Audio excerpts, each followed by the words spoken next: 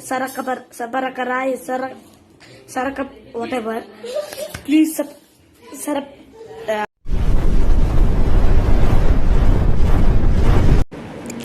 ज्ञान माही YouTube channel में आप सभी का स्वागत है।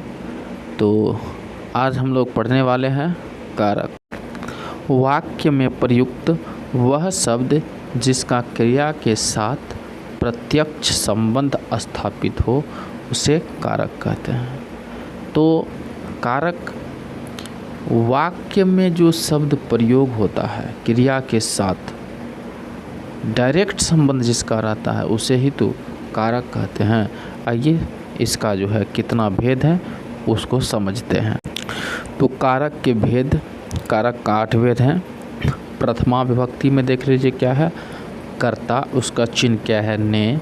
द्वितीया विभक्ति में क्या है, कर्म, उसका चिन्ह क्या है, को। तृतीया विभक्ति में क्या है, करण, उसका चिन्ह क्या है, से या के द्वारा। अब यहाँ देखना है पंचमी विभक्ति में भी से है और चतुर्थी में सबसे पहले समझिए संप्रदान कारक को के लिए। अब पंचमी विभक्ति आपादान कारक में से, यहाँ देखिए से वहाँ जो है तृतीया विभक्ति में वो किसी भी चीज़ का संबंध को जोड़ने का काम करता है और यहाँ जो पंचमी विभक्ति है आपादान कारक ये क्या करता है, किसी भी संबंध को अलग करने का काम करता है, तोड़ने का काम करता है। जैसे वृक्ष से पत्ता गिरता है, यदि एक वृक्ष से कोई पत्ता गिरा तो क्या वह पत्ता उस वृक्ष में लगेगा, नहीं लगेगा, तो उसका संबंध क्या हो गया, टूट गया। तो यहाँ पंचमी विभक्ति आपादान कारक का प्रयोग करते हैं। उसके बाद देखिए षष्ठी विभक्ति में संबंध है आपका का, के, की, रा, रे, री।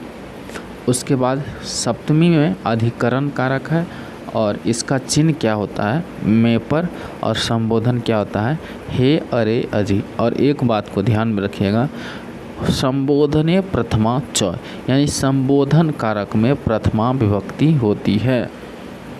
तो आइए बालक शब्द रूप को जानते हैं और उसके बाद आप लोगों को अनुवाद का प्रैक्टिस करवाते हैं।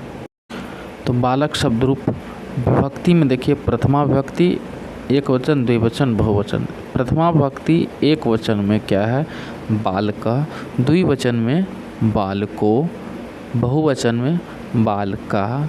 द्वितीया विभक्ति द्विवचन में बालकम, एक वचन में बालकम, द्विवचन में बालको, बहु में बालकान। तृतीया विभक्ति एक वचन बालकेन, द्विवचन बालकेभ्याम, बहुवचन बालकैः।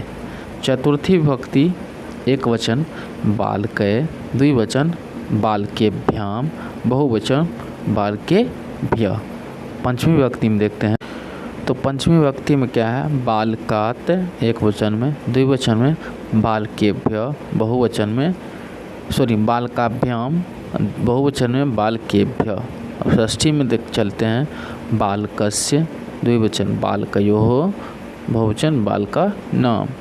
सप्तमी में एक वचन बालके, द्विवचन बालकयोः, बहुवचन बालकेषु। संबोधन हे बालक, हे बालको, हे बालक। तो इस तरह से आपका बालक शब्द रूप कंप्लीट होता है। आइए कुछ अनुवाद हम लोग जानने का प्रयास करते हैं। तो नीचे का उदाहरण देख रहे हैं, राम ने बाघ मारा। अब यहाँ कारक का कौन सा चिन्ह है, ने।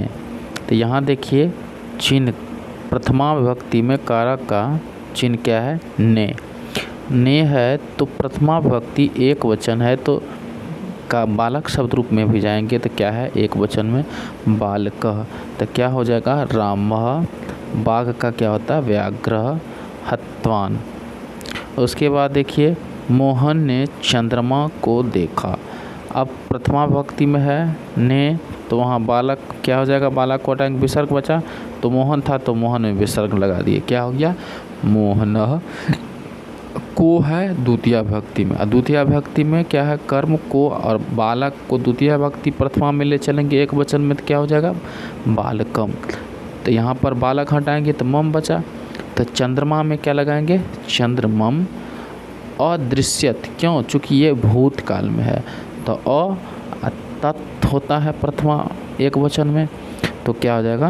अदृश्यत। तो इस प्रकार से आपका कारक का अनुवाद बनाने का नियम होता है। तो आइए कुछ हम लोग और उदाहरण जानते हैं इसके बारे में। अगली वीडियो में उदाहरण के साथ ही आएंगे। तब तक के लिए इतना आप लोग याद करके रखिए, कारक, बालक, शब्द रूप, विभक्ति कौन कौन सा कहाँ लगता है। और फिर पुनः हम लोग मिलते हैं अगले वीडियो में उदाहरण प्रैक्टिस के साथ। आपको यदि वीडियो अच्छा लगे तो इंतज़ार कीजिए अगले वीडियो।